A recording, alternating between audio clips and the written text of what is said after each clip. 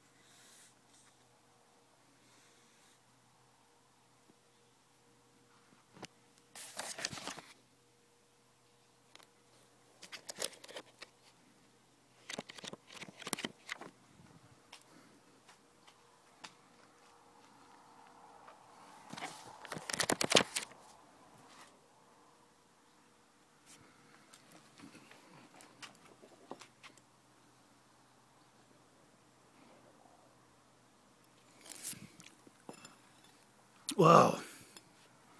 And there you have it, my friends. If we, you see, there's quite a lot of wine in there. I'll try and tip a little bit out. I'll swill it around so you can see. Basically what there are tiny hair-like fibres that seem to clump together. Let's tip a little bit out. I had a bit too much in here. Right, let's have a look at this. So what we've got here is, this is absolutely drawn out of my tongue and from the roof of my mouth, which is quite alarming, isn't it? It's incredible, really. It's a shame because I really like my drinking my red wine. You know, it gives me a chance to relax. But if you swill it for long enough, you will see this. The nanoparticles are so small, you can see with your naked eye that they are tiny little hair-like structures. I don't think the camera's sufficient to really focus in and bring out that resolution for you to understand that they're actually hair-like structures, and they're all clumped together, you see, they clump together. And in actual fact, they tend to, I've watched this and they tend to move. They move on their own, you know. I would say, please do this red wine test. Go to the Carnicom Institute and get some more information about Morgellons.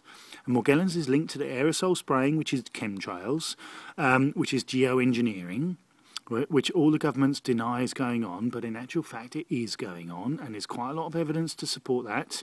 We have rainwater analysis that proves there is excessively higher above safe levels of aluminium oxide, of barium, strontium, of arsenic, of chromium, cadmium, iron and various other metals actually. And there are known to be other pathogens as well as nanoparticles.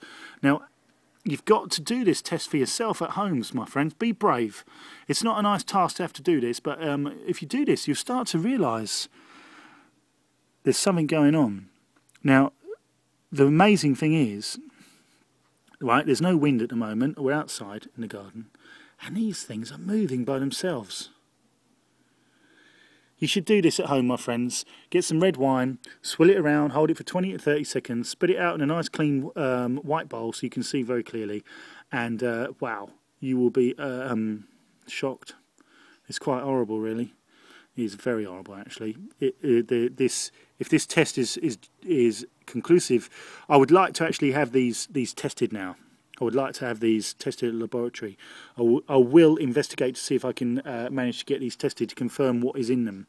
But basically, this is no sediment from the wine, nothing from my teeth. This is just pure something that's been sucked out of my tongue by the wine. It's been drawn out. Apparently, the acid in the wine draws out these nanoparticles, and it's quite amazing.